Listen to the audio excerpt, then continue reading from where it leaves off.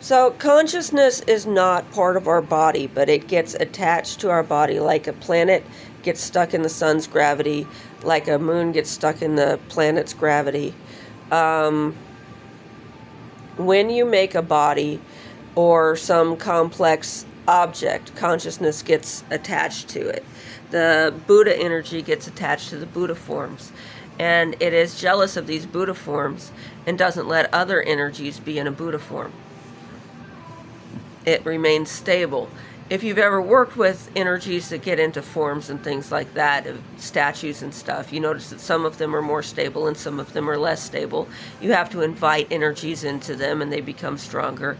For example, a statue of Durga or a statue of the Buddha has an energy of the Buddha itself, but it's not like every Buddha. You know, these images that they keep posting of the Buddha and then lots of Buddhas coming and going from the Buddhas. Your Buddha is taking your energy, your stories to the big Buddha and then bringing stuff back from the big Buddha. Same thing with the Durgas and everything like that. It'll accumulate an energy of your interaction with it. It's one of the reasons why you don't want to transfer them. If you've built like a family shrine, but usually the ones that last generations are in a place where the monks take care of them. For individuals, you should embrace impermanence. These are not investments in antiques. People who are doing it that way are likely to bring something kind of weird into their house. I don't know if there's any way to purify those other than melting them down and making a new Buddha. Unless you inherit the house where they stay, something like that. Even then, I think some are passed down in families, I suppose, but resell is not a good idea.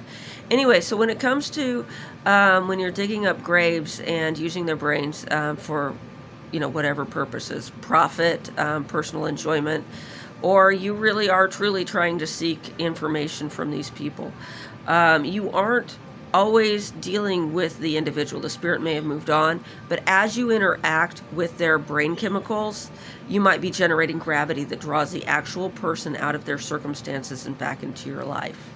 Now that you typically have some pretty bad consequences if you don't know how to deal with it. And even if you do know how to deal with it, there's a lot of things that even if you have to do it, you're going to be punished for having to do it. You put yourself in a circumstance where this was the only way through, it's lesser punishment than dropping the ball, but you're still going to be punished.